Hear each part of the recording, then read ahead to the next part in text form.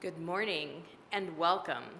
My name is Holly Anderson, and I am thrilled to be serving as president of the Board of Trustees at the Unitarian Universalist Church in Reston.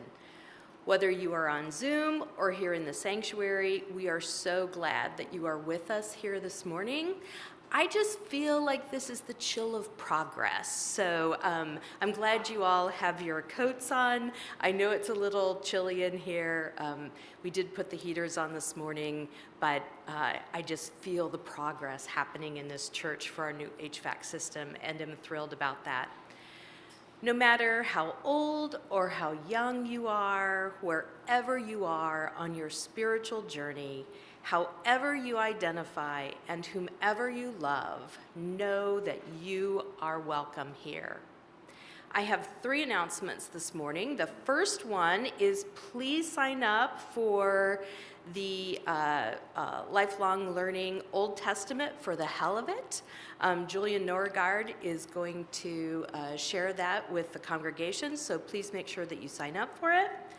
Also, please join us next Sunday for a very special intergenerational Easter Sunday service. There will be beautiful music from our child and adult choirs, special messages for our children, and a short sermon by Reverend Alexander. And I've never seen an announcement with the word short in there, so I'm wondering if there's a little message there. I don't know. I like his sermons, whether they're long or short, but that word just jumped out at me. Following the service, there will be a special extended coffee hour on the deck hosted by the membership committee. And what we're wanting is all friends and members to actually come, so whether you're here in the sanctuary with us next Sunday, whether you're at home or whether you can't attend the service at all, please come to the extended coffee hour so that we can just celebrate as a community and spend time together. The last announcement is I know we have a visitor here today. I met him when he came in. So David, would you please stand up? And if you're a visitor, if you're another visitor, if we have anybody else, you guys, this is David. Let's make him feel welcome. Yeah. Please join us for coffee hour afterwards and tell us who you are and spend some time with us. Reverend Scott is not here in the sanctuary with us, but he is joining us on Zoom, and he recorded a message to share with all of you this morning, so let's watch that. Good morning, everyone. Although I'm out of town today, I am with you remotely and will also be online virtually during the coffee hour at 11 o'clock, both to celebrate the fact that Reverend Julie Price, our community minister, is today preaching her final sermon with us before she and her family move to their new home in Richmond, Virginia. Julie will remain, however, a part of our wider community, and we have already been planning a preaching date for her to be with us next year. So this is not any sort of final farewell, but this is a special day when we get to express our gratitude for all that she has contributed to our congregation as community minister over recent years. We will officially say goodbye to Julie on a Sunday in early June based on her calendar. But in the meantime, I wanted today to be sure to thank her for being such a wonderful Our Reverend Julie all these years. I will be back with you next Sunday, but now it is my pleasure to turn the service over to our Reverend Julie. Before we do that, we are joined this morning by Cynthia Young, our music director, Linda Weaver, our director of religious education, and our accompanist, Jesse Leong. Bob Anthony is serving as worship associate today, and our amazing tech team consisting of Amelia Turner, Mike Schmidt, Ron Bracy, Maggie Mack, and David Niemi are running the technical side of worship today. Thank you all for participating in today's service.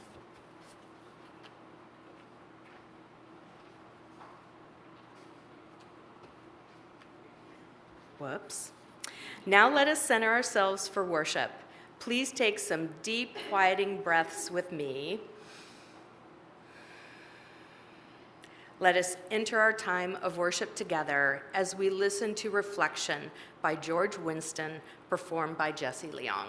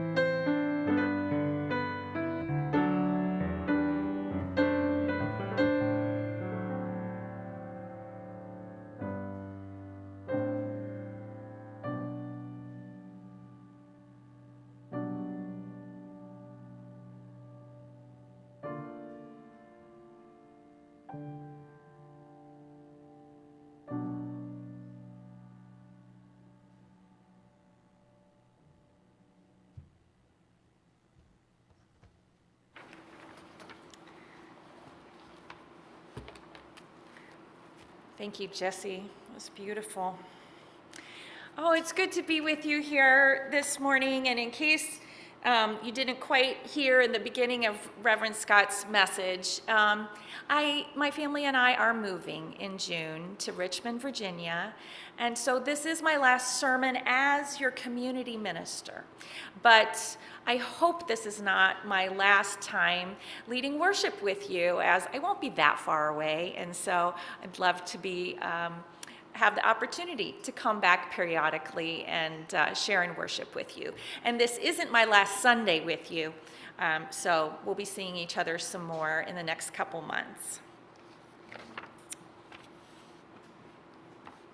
This is a worship service about life. Vibrant, zesty, juicy life lived with purpose, meaning, and joy. The kind of life that can be cultivated when we allow death to be our teacher and our companion along the journey. Our call to worship is from Christian de la Huerta, we must shine. We must shine. We must shine now. This is the goal toward which we stretch, step by step, in our own time, at our own pace. As our beauty unfolds and as our heart opens, we become gentler and more compassionate, yet brighter, more empowered, and fearless. We have been holding back, holding on, playing small, hiding our light under a bushel. Enough of that. It is time to let go. We are needed now, all of us together, all who feel a calling to be who we are to the fullest, make a difference, and give it all we've got.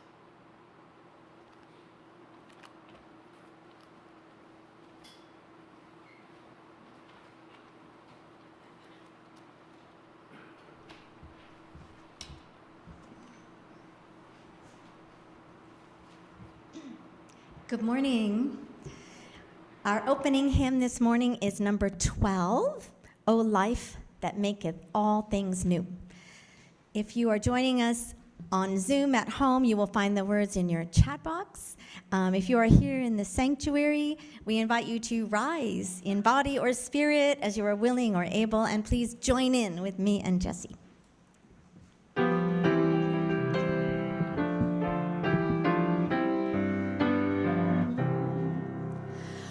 O life that maketh all things new, the blooming earth, our thoughts within, our pilgrim feet, what will I do in glad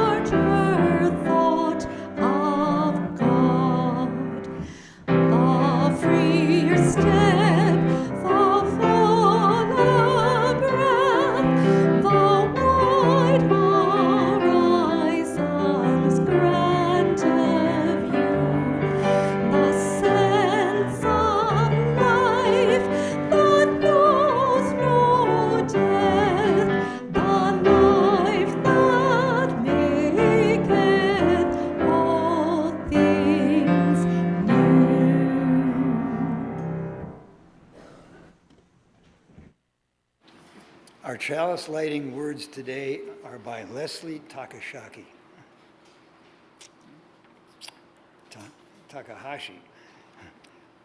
All we have ever loved, all that we have ever been, stands with us on the brink of all that we aspire to create. A deeper peace, a larger love, a more embracing hope, and a deeper joy in this life we share.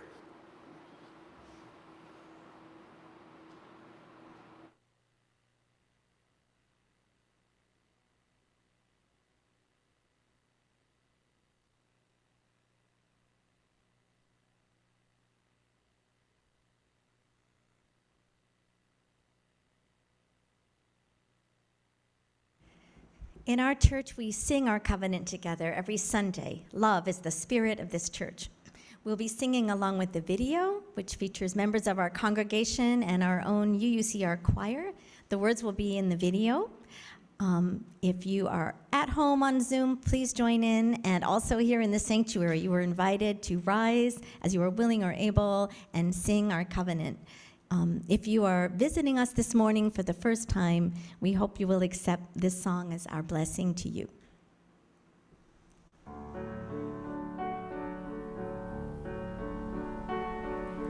Love is the spirit of this church, and service is its prayer. This is our great covenant, to dwell together in peace, to seek truth in love, and to help one another in fellowship.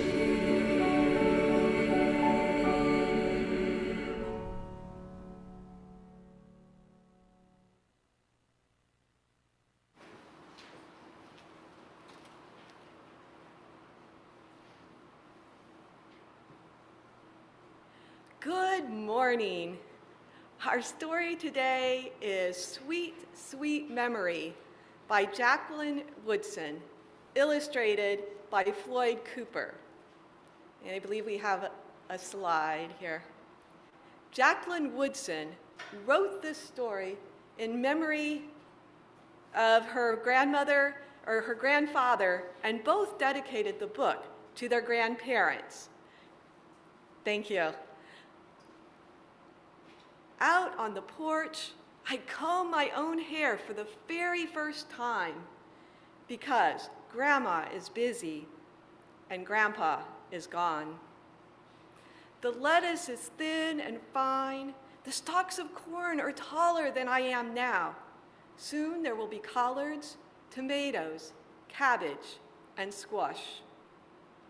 The earth changes, Grandpa said as he planted his garden. Like us, it lives, it grows. Like us, Grandpa said, holding the rich brown earth in his hand. A part of it never dies. Everything and everyone goes on and on. Relatives come from everywhere, bringing food and hugs and memories of Grandpa. My family has 100 stories to tell about Grandpa. The long ago stories from before I was born, the last month stories, the last week stories. But I don't tell my story, the one that is stuck there in the back of my throat. Say something about your grandpa, Sarah, Grandma says. But I shake my head and lean into her and cry, not caring that everyone is watching me, cousins and uncles and aunts. It'll pass, Uncle Mitchell says, a little bit at a time. Everything and everyone goes on and on. That's my story, I whisper. Uncle Mitchell smiles and says, I know. He said that to me too when I was a little boy. And me too, Aunt Delilah says, handing me some flowers, when I was no bigger than you. And me too, Cousin Randy says. Last summer, out there in his garden. And me too, I say, smiling all the time. Outside, the sun fades and the cricket's song grows loud. The day is ending. Like always, everything and everyone going on and on.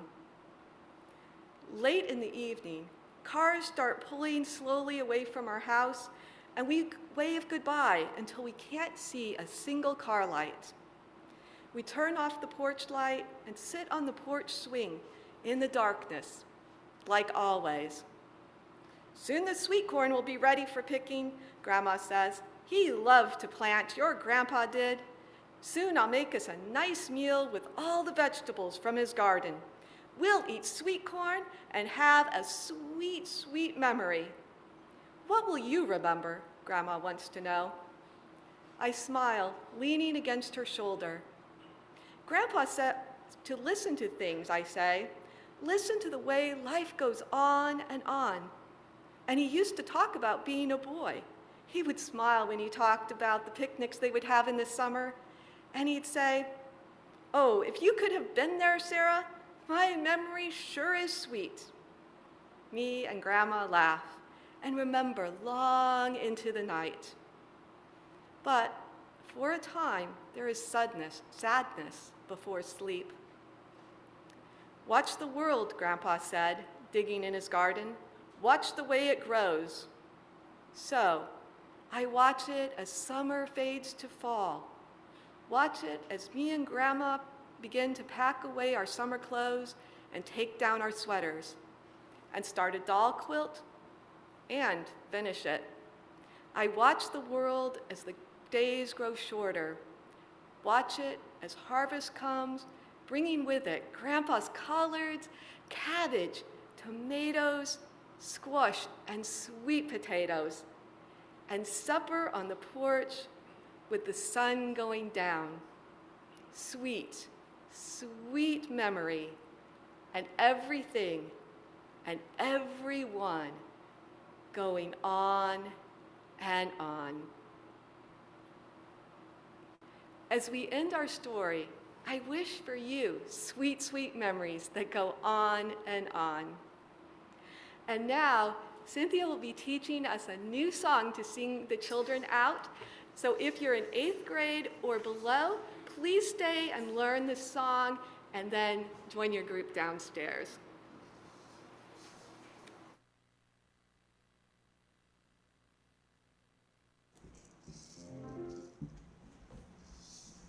So in the time before COVID, we used to make a bridge, as many of you will remember, and sing the children out, and they would go out down the aisle.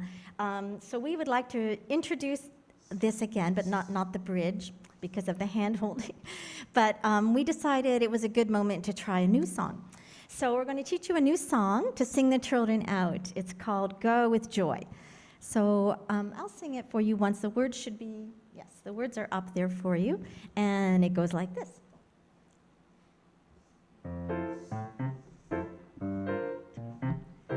Go with joy, may your way be peace. Joy be yours through all your days. Live and learn to serve the world and dance, dance on your way. So we hope that they will dance their way down the aisle every Sunday. So let's just try it once all together, okay? Go with joy, may your way be peace. Joy be yours through all your days. Live and learn to serve the world and dance, dance on your way. That was beautiful, beautiful. Well done. Okay, so we're going to sing our children out now. So if you are Linda, sorry, 8th grade, 8th grade and under? Okay, and we are going to sing you out, and we hope you have a wonderful day. Here we go. Go with joy, may your way be peace. Joy be yours through all your days.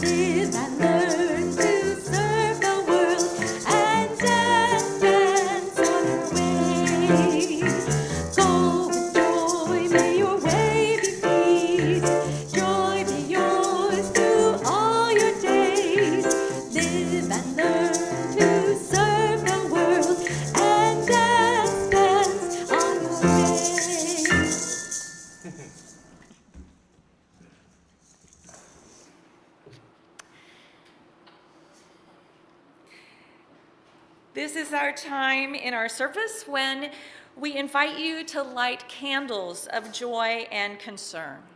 If you are online with us, you may wish to light a candle in your home to mark something that's in your heart.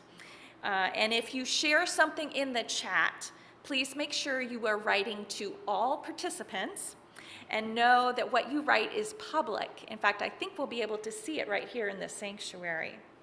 And if you're here with us today in the sanctuary, come on forward if you feel so moved. And Bob Anthony is here with the lighter to help you light the candles. Please enter now into a time of silence. And after lighting a candle or sharing something in the chat, let each other's joys and concerns just wash over you.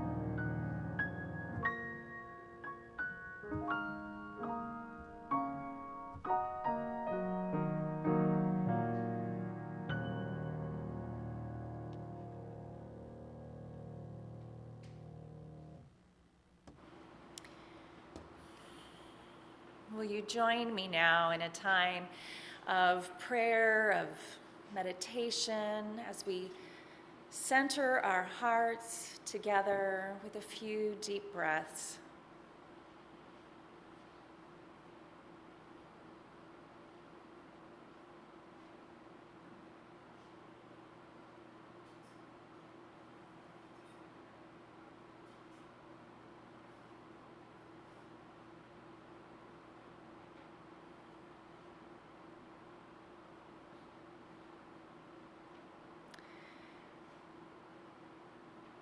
As the flames of our candles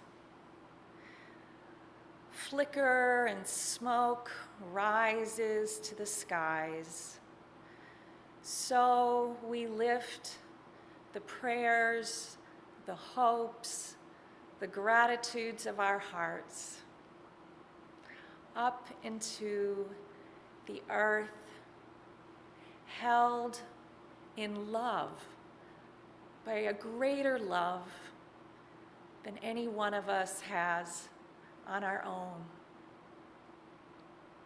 We remember those around the world. Our hearts are with the people of Ukraine in their deep suffering. We suffer along with them. We remember those close by, those undergoing surgeries, recovering from surgeries, for all the named and unnamed concerns that are weighing on our hearts. May the burden of our sadness, our concern, be lightened by knowing that it is shared among a community of care.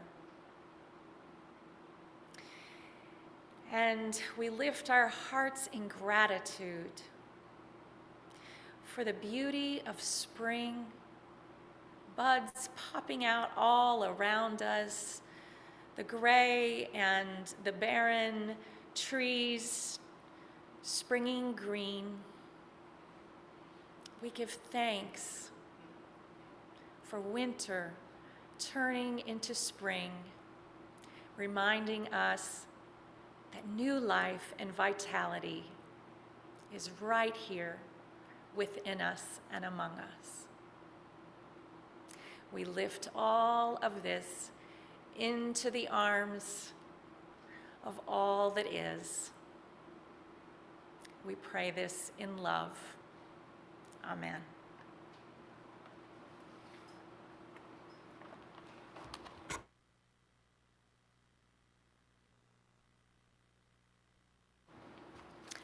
The second Sunday of each month is our dedicated offering to an organization chosen by the Social Justice and Action Committee. Thank you for identifying these wonderful places. All of today's offering, except for pledge payments, which should be clearly marked, will go to the Jennifer Mitchell Memorial Scholarship Fund. Established at UUCR in 1990, the fund was set up to help support continuing education, college, community college, or trade school for graduating seniors from Herndon and South Lakes high schools, particularly for students who have overcome adversity, financial hardship, language barriers, or difficult family situations. Over the last 30 years, the fund, supported by UUCR and 4 other local congregations, has generated scholarships for 211 students, and in 2021, the fund divided $10,800 among 6 seniors from 2 high schools. You may make your donation at the link in the chat box. You may also mail a check to the church with scholarship noted in the memo. Thank you for your generous support of the Jennifer Mitchell Memorial Scholarship Fund.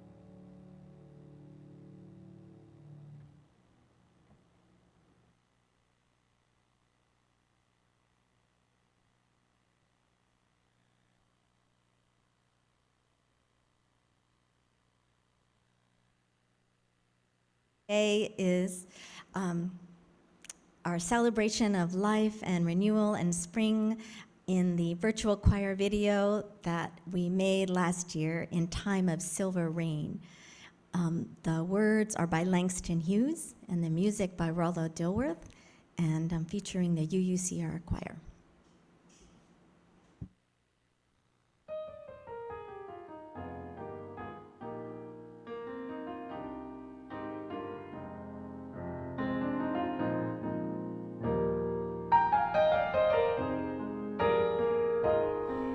In time of silver rain,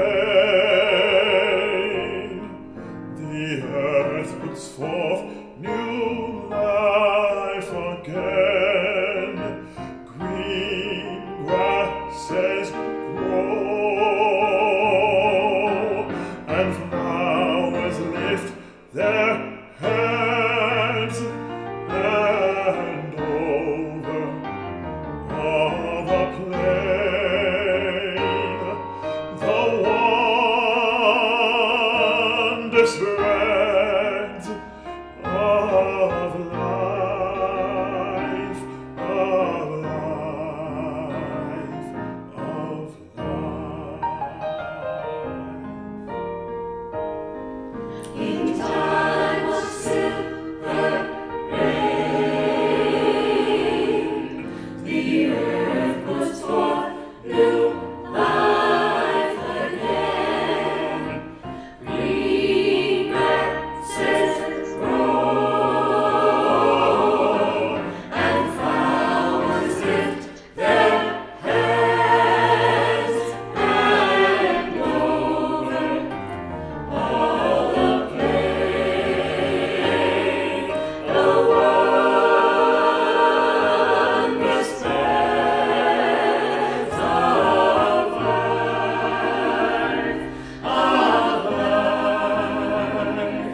of life.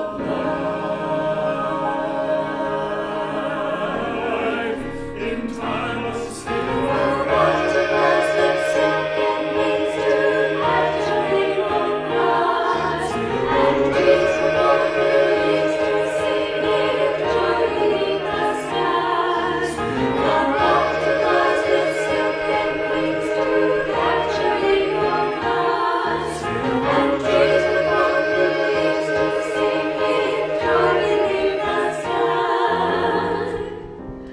as down the roadway, passing boys and girls go singing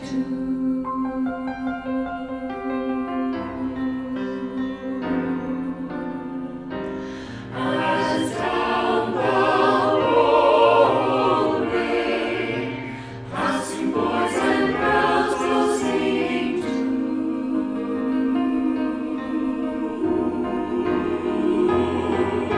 in time of silver rain, when spring and life are new. In time of silver rain, when spring and life are new. In time of silver rain, when spring and life are new. In time of silver rain, when spring and life are new. In time of silver rain, when spring and life are new. In time of silver rain, when spring and life are new. In time of silver rain, in time of silver rain.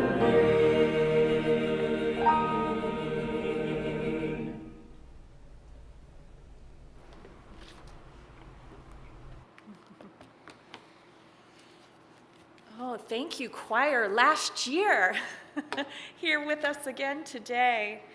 So beautiful.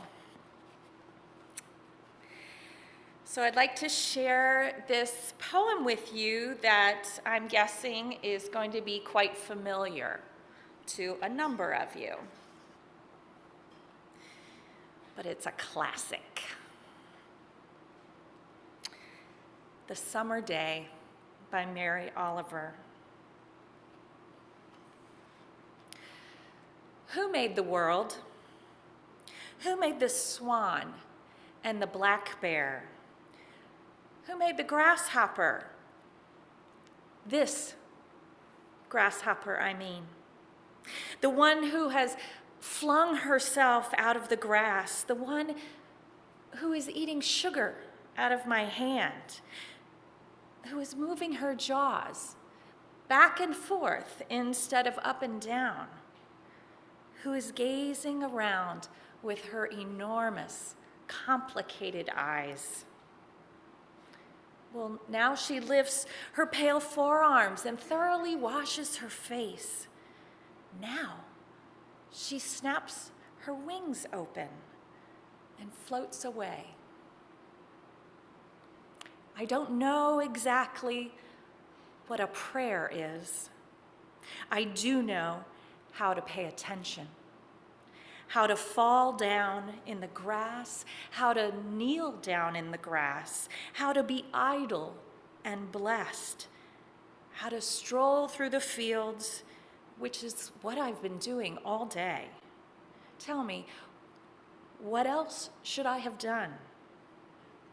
Doesn't everything die at last and too soon?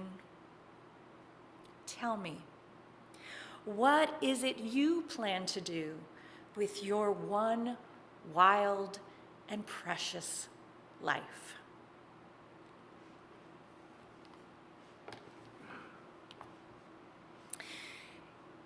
Do you remember that 2007 movie, The Bucket List? In it, Carter and Edward meet in a shared hospital room undergoing treatment for aggressive cancers. Carter, a family man and an auto mechanic played by Morgan Freeman, begins to write out a bucket list, a philosophy assignment that he remembers from his freshman year in college, in which the professor asked students to list all the things they wanted to do before they kicked the bucket. Carter begins his bucket list, but when he learns that his treatments haven't been successful, he balls it up and he throws it on the floor. Edward, a rich Playboy executive played by none other than Jack Nicholson, is in the bed next to his, finds the list, and eventually cajoles Carter into going on a wild whirlwind bucket list adventure to end all bucket list adventures that takes them, spoiler alert, around the world to race expensive sports cars and wreck them, to see some of the wonders of the world, and eventually to each be tricked by the other into facing and mending some broken relationships. I won't give away any more of the details. I definitely recommend the movie. Suffice it to say that Carter and Edward's bucket list adventure has a profound impact on their lives and on the lives of their loved ones. And I'm pretty sure this movie is what popularized the idea of the bucket list that has become quite pervasive in our popular culture. You've, I would imagine, certainly encountered this. Someone hears of an exciting, adventurous, or aspirational thing that one might do and declares, I'm going to put that on my bucket list. I have a bucket list. Maybe you do too. Mine, in true form to myself, isn't written down. It's kind of vague. It's just a concept in my head. It includes things like learn to speak Spanish, go to France someday, and learn about my British Isles ancestral roots. And things just get added randomly when I find something really interesting, right, that I want to do. But there are two things on my bucket list that I'm about to cross off this summer. One is living downtown in a city and moving to Richmond. These have been longtime dreams of mine and my spouse, and they stem from having had up till now a rather suburban-centric life and having fallen in love with the city where I went to college and where I met my husband. But more than that, these two things on my bucket list are motivated by a midlife longing to shake things up, to take a risk, and to have an adventure while we still have some time and energy and health. So we're moving in June to a downtown condominium in Richmond along the James River. It may tell you something about me that my version of shaking things up and taking risks is a rather tame move, just 2 hours down I-95. But it feels like a big adventure to us. And isn't this what a bucket list is kind of all about? Doing things that shake us up, that awaken our hearts, our passion, our joie de vivre. I think it's a great exercise to engage in at any stage of our lives. And frankly, if all you remember from this sermon is to make a bucket list and to start doing things so that you can cross them off, then you know what? I'll take it. Because the bucket list is kind of one of the few things in our dominant culture that invites us to ponder and embrace the reality of our mortality, the reality that one day we will die, and so we better get on with living. Of course, if you had a bucket list in 2019, it has probably undergone many revisions since then. In 2020, unless your bucket list consisted of binge watching Netflix and video conferencing with everyone you knew, you likely had one or two really wonderful things planned that you had to postpone or alter or cancel altogether. I had a coworker who had been planning for years, several years, to retire in June of 2020 and spend an enviable bucket list trip around the entire world with his spouse before returning home to begin kind of settle into the rest of their retirement. Well, you can imagine his bucket list went up in smoke, and so he just kept working. And really, he was one of the lucky ones, wasn't he? Because many of us have experienced really painful, life-altering losses during the pandemic, the kind of losses that have brought the reality of death very close. Likely each of us here and watching today has either known someone who sadly died from the COVID-19 virus, or know a friend or a coworker who's had a close loved one to die. And so one of the byproducts, I think, of our pandemic has been a reminder of our mortality. Yet even in the midst of the coronavirus, it's been interesting for me as a hospice chaplain to note how our culture still seems to remain quite disconnected from death. I mean, I think about how we set up our hospital systems and things so that, loved ones who were dying didn't have access to family members to be present. and how just through circumstances, we were unable to gather together for funerals and memorial services for those who died. But you may or may not be aware that even before the pandemic, funeral services, memorial services, the numbers of those have been decreasing and not in proportion with the death rate. Fewer people are holding these kinds of remembrance rituals. Gathering with others and experiencing grief together is not something our culture is comfortable with. But aren't we missing out on something vital if we deny ourselves the opportunity to face death and to grieve together? In generations past, people were much more connected to the reality of death. People died at younger ages of diseases and viruses that now, many of which we can cure or manage.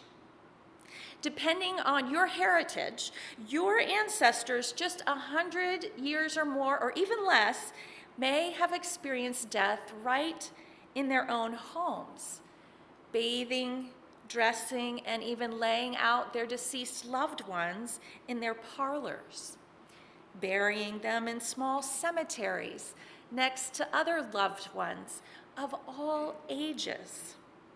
And our ancestors would have likely lived in smaller communities than we do and would have been a part of the community response to the deaths in their neighborhood among the people around them. And so on the whole, our ancestors had much more frequent experiences with death on the whole. And I imagine that in that context, it would have been hard to miss the lesson that death is sure and life is precious.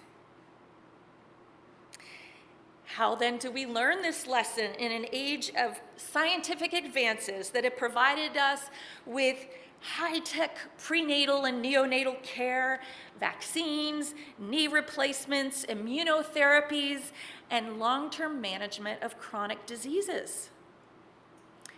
I think the bucket list just isn't going to cut it. We need more than a wish list of peak experiences for us to absorb and wrestle with the existential crisis at the heart of life, namely death.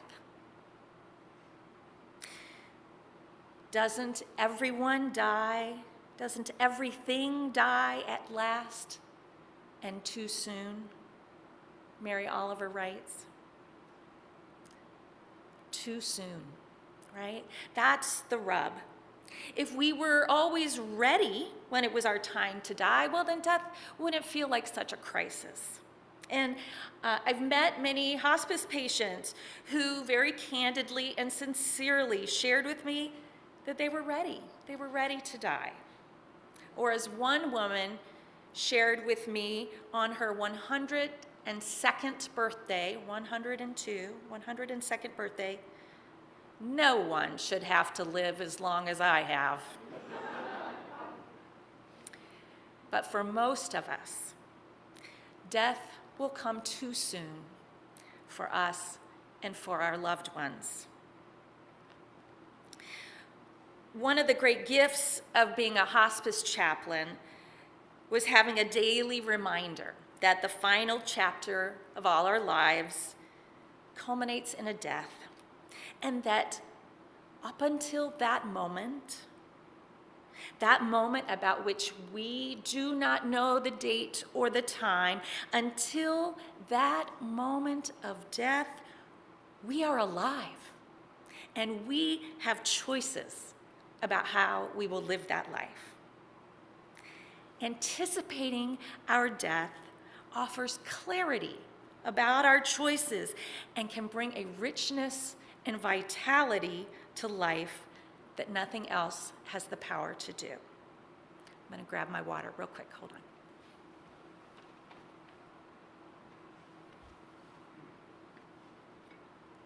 I think of one of my patients, Susan, not her real name, Susan was a 40-something mother with a rare aggressive cancer. Her journey with cancer became a spiritual awakening for her as she experienced a depth of love and gratitude that she had never experienced before.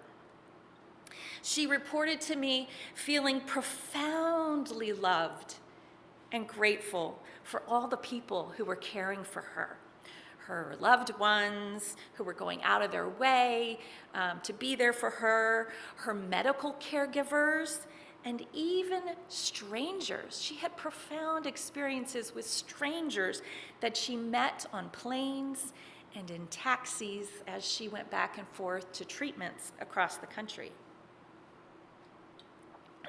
She described this spiritual awakening as glorious. That was her word, glorious. And this was in the midst, you should know, of chemo and radiation and a pretty steady and painful physical decline. There were no grand bucket list adventures on Susan's final journey.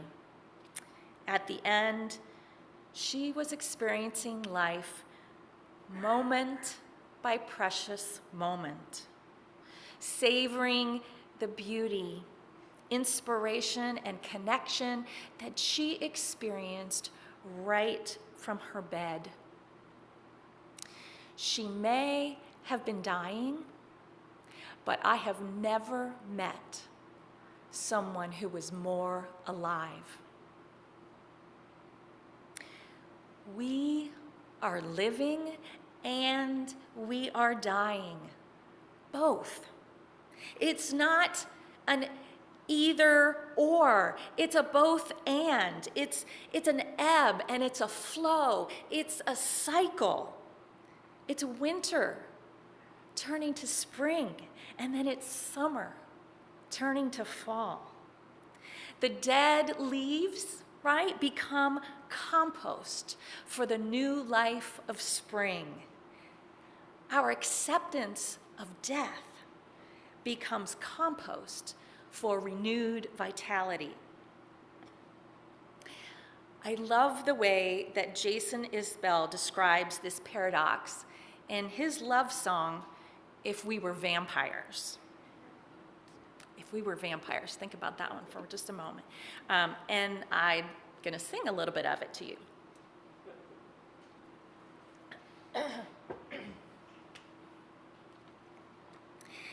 It's not the long flowing dress that you wear, or the light coming off of your skin, the fragile heart you protected for so long, or the mercy in your sense of right and wrong. It's knowing that this can't go on forever. Likely one of us will have to spend some days alone. Maybe we'll get 40 years together, but one day I'll be gone. One day you'll be gone. If we were vampires and death was a joke, we'd go out on the sidewalk and smoke and laugh at all the lovers and their plans.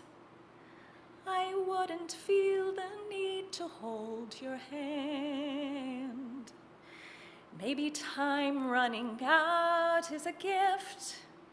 I'll work hard till the end of my shift and give you every second I can find, and hope it isn't me who's left behind.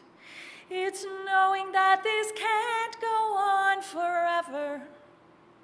Likely one of us will have to spend some days alone.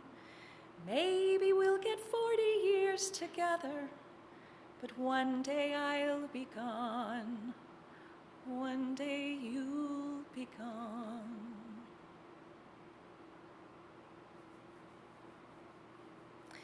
We aren't vampires, callous and jaded with the burden of eternity looming over us. No, we are the lucky mortals whose short time on earth evokes the capacity for wonder, devotion, and tenderness. Maybe time running out is a gift. We'll work hard to the end of our shift. In her book of meditations, Walking Toward Morning, UU minister Reverend Victoria Safford shares this story called Set in Stone. In a cemetery once, an old one in New England, I found a strangely soothing epitaph. The name of the deceased and her dates had been scoured away by wind and rain, but there was a carving of a tree with roots and branches, and among them the words, "She attended well and faithfully to a few worthy things." At first, this seemed to me a little meager, a little stingy on the part of her survivors, but I wrote it down and have thought about it since, and now I can't imagine a more proud or satisfying legacy.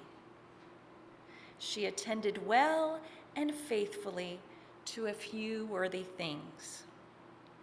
Every day, Reverend Safford writes, I stand in danger of being struck by lightning and having the obituary in the local paper say, for all the world to see, she attended frantically and ineffectually to a great many unimportant and meaningless details. End quote. She attended well and faithfully to a few worthy things. A few worthy things, a few worthy people, a few worthy commitments, a few worthy moments. What would we like our epitaphs to read? Are there a few worthy things calling to you these days? It seems to me we have a unique opportunity right now at this point in the pandemic. You know, in March of 2020, normal life was radically redefined. We slowed down. Well, unless we were parents, then we sped up, right? We stayed home, and we carefully weighed our choices about what activities to engage in and in what manner to engage them in, right? And now, 2 years later, as case numbers and deaths are declining and activities and events are increasing, and we're starting to make plans, I wonder if we have a unique opportunity to hit the reset button on our lives. We've had a 2-year lesson in the fragility of life. As we enter the spring of 2022, how might we allow our great teacher, death, to companion us on the journey of life ahead? How might the grief we carry from our many pandemic losses become compost for a renewed vitality? How might you, how might I embrace our mortality and give our lives to maybe just a few things worthy of our brief time on this earth? Doesn't everything die at last and too soon? Tell me. what is it you plan to do with your one wild and precious life?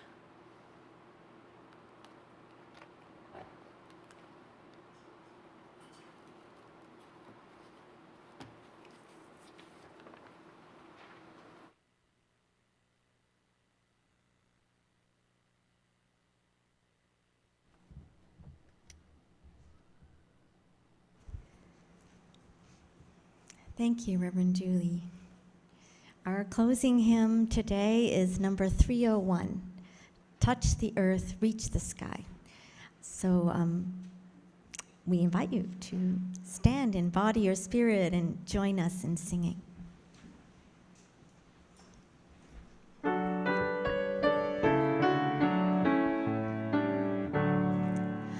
Touch the earth, reach the sky, walk on shores while spirits fly, over the ocean, over the land, our faithful quest to understand. Touch the earth, reach the sky, children ask the reasons why. In our lives the answers show, and by all love they learn and grow. Touch the earth, reach the sky, all are born and all shall die. Life's the time left in between, to follow a star, to build a dream. Touch the earth, reach the sky, hug the laughter, feel the cry. May we see where we can give, for this is what it means to live. Touch the earth, reach the sky, soar with courage ever high, spirits joining as we fly, to touch the earth, to reach the sky. Friends, may we attend well and faithfully to a few worthy things this week. Go in peace.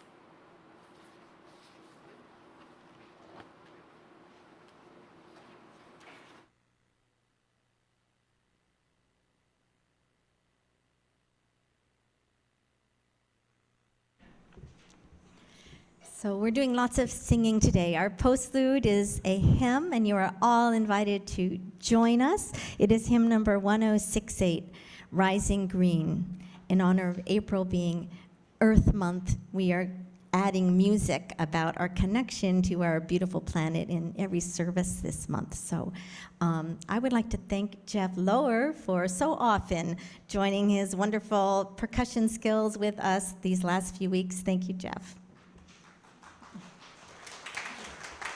So please rise and join us in singing Rising Green.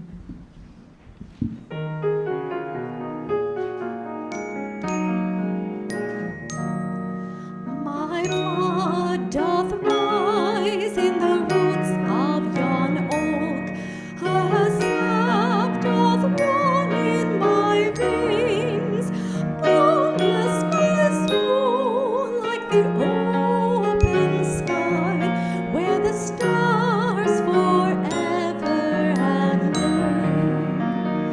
Where the stars, where the stars, where the stars forever have lain. My hands hold the weavings of time without end. My sight as deep as the sea. Beating my heart sounds the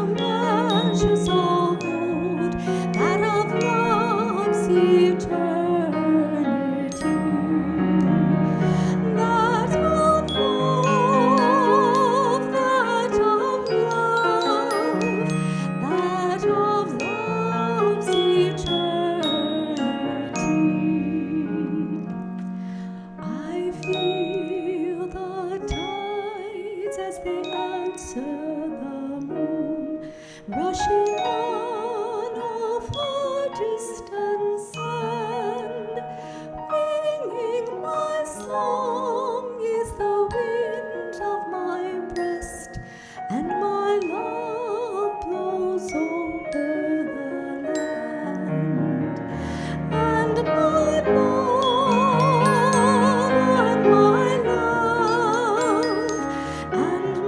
love blows over the land. My foot carries days of the old into new. Our dreaming shows us the way. Wondrous our faith settles deep in the earth, rising green to bring a new day. Rising green, rising green, rising green to bring a new day.